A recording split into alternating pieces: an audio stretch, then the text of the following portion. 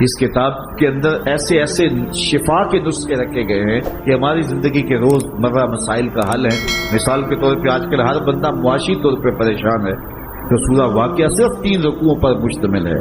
اگر یہ معمول زندگی بنا لے تو سورہ واقعہ جہاں ہوگی وہاں نحوستیں اور بے برکتیاں نہیں ہوں گی. سورہ یاسین پڑھو گے تو بے پناہ برکتیں اس کے دامن میں رکھی ہوئی ہیں. اسی طرح سورہ اخلاص صرف 3 مرتبہ پڑھیں گے تو پورے قرآن پڑھنے کا ثواب نصیب کر دیا جائے گا. ایک شخص حضور کی خدمت میں حاضر ہوا اور اس نے حضور سے کہا کثیر العیال ہوں، ذرائع آمدنی بہت تھوڑے ہیں، تو میرے لیے کوئی دعا کیجیے، کوئی مجھے نسخہ بتائیے.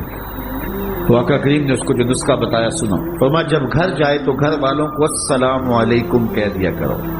یہ کتنا سوکھا نسخہ ہے اور کتنا اچھا وظیفہ ہے. گھر والے بھی خوش، اللہ رسول بھی خوش. اس کے بعد 1 مرتبہ سورہ اخلاص پڑھ لیا کرو. غربت توڑ نسخہ، جب بھی گھر جاؤ السلام علیکم، اس کے بعد 1 مرتبہ سورہ اخلاص. اور میرے حضور نے فرمایا کبھی ایسا ہو کہ تو گھر جائے گھر میں کوئی بھی موجود نہ ہو تو فرمایا عمل چھوڑنا نہیں، فسلم علیہ، پھر مجھے سلام کہہ دینا. وہ اپنے نام لیواؤں کو تنہا چھوڑتے کب ہیں، جہاں ہم دم نہ ہو کوئی وہاں سرکار ہوتے. وہ کہتے ہیں میں عمل شروع کر دیا، گھر جاتا السلام علیکم، اس کے بعد السلام علیکم کے بعد میں سورہ اخلاص 1 بار پڑھ دیتا. اس عمل کی برکت سے میں نے تو امیر ہونا ہی ہونا تھا، میرے ہمسائے بھی امیر ہو گئے، میرے ہمسائے بھی امیر ہو گئے. تو قرآن کو اپنی زندگی میں بسا لو، قرآن کو شامل کر لو. دنیا بھی سنورے گی، قبر بھی سنورے گی، نزا کا عالم بھی سنورے گا، حشر میں بھی اجالے ہوں گے، جنت کی بہاریں بھی نصیب ہوں اور رسول اللہ کا ساتھ نصیب ہوگا. تو اس کتاب سے جڑو، اس کو ورق ورق پڑھو، اس کو حرف حرف پڑھو، اس کو رکوع رکوع پڑھو. اس کا ایک ایک آیت ممکن ہو تو ایک ایک آیت روز پڑھ لو اور اس کو ترجمے اور تفسیر کے ساتھ، توضیح کے ساتھ، شان نزول کے ساتھ اس کتاب اللہ کی تلاوت کا معمول بناؤ.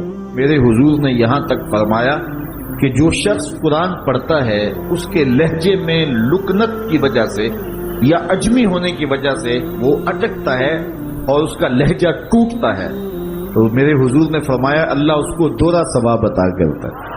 ایک قرآن پڑھنے کا ثواب اور ایک اس کو اٹکنے سے جو تکلیف ہوتی ہے تو فرمایا اللہ اس کا بھی اس کو ثواب عطا کرتا ہے. اور فرمایا یہ وہ پاکیزہ کتاب ہے کہ اگر تمہارا رب سے باتیں کرنے کو جی چاہے تو قرآن کھول کے بیٹھ جاؤ. یہ رب سے ہم کلام ہونا ہے، یہ اپنے رب سے گفتگو کرنی ہے. میرے حضور نے فرمایا کہ قرآن اللہ کی وہ لٹکتی ہوئی رسی ہے جس کا ایک سرا تمہارے ہاتھ میں ہے، دوسرا سرا تمہارے رب کے ہاتھ میں.